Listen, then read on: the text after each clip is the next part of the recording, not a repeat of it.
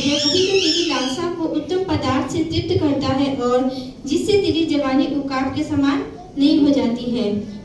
इस वचन के द्वारा परमेश्वर आशीष दे कि इस वचन से हमें यह सीखने को मिलता है। बाइबल हमें यह सिखाती है कि हमारी जितनी भी लालसा है, सारी लालसा को हमारा परमेश्वर क्या करता है, उत्तम पदार्थों से तृप्त करता है। हम कई बार सोचते भी नहीं कि परमेश्वर ने हमारे लिए क्या योजनाएं बना करके रखी हुई हैं, लेकिन हम अपनी प्लानिंग अपने जीवन में सदा करते रहते हैं।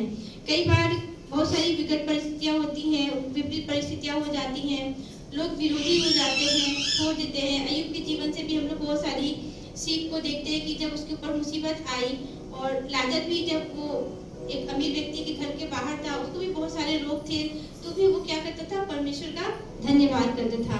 इसी प्रकार एक घटना हुई कि एक व्यक्ति था जो नाव में जा रहा था, वो नाव क्या हो गया, डूब गया और वह बहते बहते कैसे भी बचकर नदी के किनारे चला गया।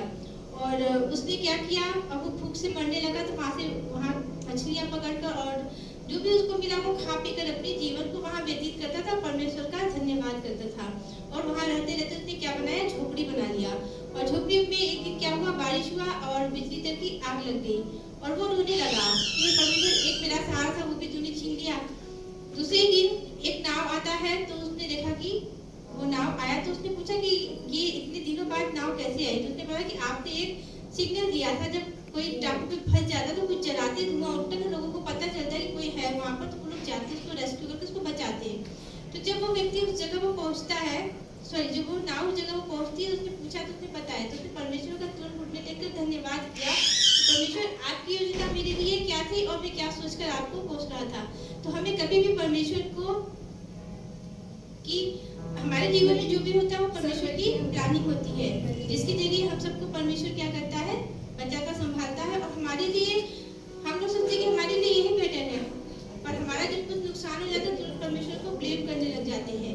लेकिन परमेश्वर ने क्या किया, उसकी जान को बचाया। और परमेश्वर की प्लानिंग किया गया, हमारी प्लानिंग कुछ भी नहीं है। हम बहुत बार गलत सोचते हैं कि ऐसा हमारे साथ क्यों हुआ, हमें ऐसा बिल्कुल भी नहीं सोचना। और परमेश्वर का हर समय हमें क्या करना है, धन्यवाद करना है। और इसके दूसरे पद में लिखा है, जिससे तेरी जवानी उकाब के समान नहीं हो जाती है। आपने उकाब पक्षी को देखा है, वो बहुत ही शक्तिशाली पक्षी है। वो बहुत सारी जानवरों को उठाकर खाता पीता है और उसके पंख बहुत बड़े बड़े होते हैं। और जब वो बुजुर्ग होता है तो आप विश्वास नहीं करेंगे, उसकी चोंच, उसके पंख, हर एक चीज उसके लिए कष्टदायक हो जाती है। फिर वो अकेले पहाड़ पे जाता है, अपने पंखों को नोचता है, अपनी चोंच को तोड़ता है, और फिर से वो क्या करता है, उसकी अंदर वो पहले वाली शक्ति आती है। तो परमेश्वर भी इसी प्रकार हम लोगों को अंदर से बहुत सारी जो हमारे जीवन में गलत चीजें होती है, परमेश्वर उसे दूर करके हमारे मन को नम्र और दीन करके हमें संभालता बचाता है और हमें तैयार करता है।